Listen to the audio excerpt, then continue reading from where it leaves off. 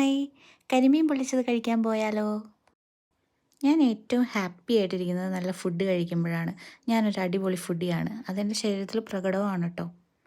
Four time being ഞാനത് ശ്രദ്ധിക്കുന്നില്ല. എന്താണെന്ന് വെച്ച് കഴിഞ്ഞാൽ ഫുഡ് എൻ്റെ ഒരു സ്ട്രെസ് ബസ്റ്ററും കൂടെയാണ്. അപ്പോൾ നമ്മൾ ഇന്നൊരു കേരള റെസ്റ്റോറൻറ്റിലാണ് ട്ടോ പോണേ. കൊളോൺ ഫ്രഷനിലുള്ള നിലവറ എന്ന് പറയുന്ന റെസ്റ്റോറൻറ്റിലാണ് നമ്മളിന്ന് പോകുന്നത്. ജർമ്മനിയിൽ ഒരുപാട് ഇന്ത്യൻ റെസ്റ്റോറൻ്റ് ഉണ്ടെങ്കിലും കേരള റെസ്റ്റോറൻറ്റ് അതായത് നമ്മുടെ തനി നാടൻ രീതിയിലുള്ള ഫുഡ് കിട്ടുന്ന റെസ്റ്റോറൻറ്റ് കണ്ടുപിടിക്കാൻ ഇച്ചിരി പാടാണേ. ഞങ്ങൾക്ക് ഏറ്റവും ഇഷ്ടമുള്ള സംഗതികളായിരുന്നു കേട്ടോ ഇന്നത്തെ അവിടുത്തെ സ്പെഷ്യൽ. അതായത് പഴംപൊരിയും ബീഫും പിന്നെ ചട്ടിച്ചോറും പിന്നെ മീൻ പൊള്ളിച്ചത്. ഞങ്ങൾ ഈ ഫുഡ് കഴിച്ച നേരത്രയും ഞങ്ങൾ ജർമ്മനിയിലാണെന്നുള്ളൊരു ഫീലായിരുന്നില്ല. നാട്ടിലെ ഒരു റെസ്റ്റോറൻറ്റിൽ നിന്ന് ഫുഡ് കഴിക്കുന്നത് പോലെ തന്നെയായിരുന്നു ഫീൽ ചെയ്തത്. ഞാൻ ആഗ്രഹിച്ചത് കരിമീൻ പൊള്ളിച്ചത് കഴിക്കാനാണെങ്കിലും ഇന്നവിടെ കരിമീൻ ഉണ്ടായില്ല. പക്ഷേ കിങ് ഫിഷ് എന്ന് പറയുന്നൊരു മീൻ ഉണ്ടായിരുന്നു. അപ്പം എന്തേലും ആവട്ടെ മീൻ പൊള്ളിച്ചതല്ലേ എന്ന് കരുതി അത് പോരട്ടെ എന്ന് പറഞ്ഞു.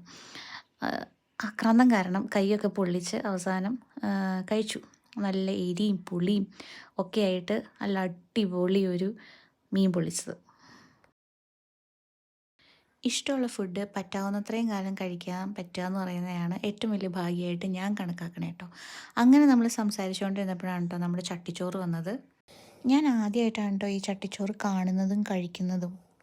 ഇതിലുള്ള കറി എന്ന് പറഞ്ഞു കഴിഞ്ഞാൽ പപ്പടം, മുട്ട, മീൻ, അച്ചാർ, മുളക്, ബീഫ്, ചിക്കൻ, മീൻ വറുത്തത് ഇതെല്ലാമായിരുന്നു. നമ്മുടെ നാട്ടിൽ ഇതിനെ വേറെ പല പേരിലും അറിയപ്പെടുന്നതായിട്ട് ഞാൻ അറിഞ്ഞു. ഇത്രയും നല്ല ഫുഡിനെ ഇത്രയും മോശം പേരൊക്കെ ഇട്ട് വിളിക്കുന്നത് വളരെ മോശമാണ് കേട്ടോ. നമ്മൾ പുറത്തു നിന്നുള്ള ആളുകൾക്കൊക്കെ ഇതൊക്കെയെന്ന് പറഞ്ഞു കഴിഞ്ഞാൽ ഒരു സ്വർഗം കിട്ടിയ ഫീൽ തരുന്ന ഫുഡാണ്. നിങ്ങൾക്കറിയോ എന്തെന്നാന്ന് വിളിക്കുന്നതെന്ന് അറിയാമെങ്കിൽ കമൻറ്റ് ബിലോ കേട്ടോ. പൊറോട്ട ബീഫിനെ കുറിച്ച് പ്രത്യേകം വർണ്ണിക്കേണ്ട ആവശ്യമൊന്നുമില്ലല്ലോ. നമുക്ക് എല്ലാവർക്കും അറിയാം അതിൻ്റെ ടേസ്റ്റ് എന്താണെന്നുള്ളത്. അതുകൊണ്ട് ഞാനത് പ്രത്യേകം പറയുന്നില്ല.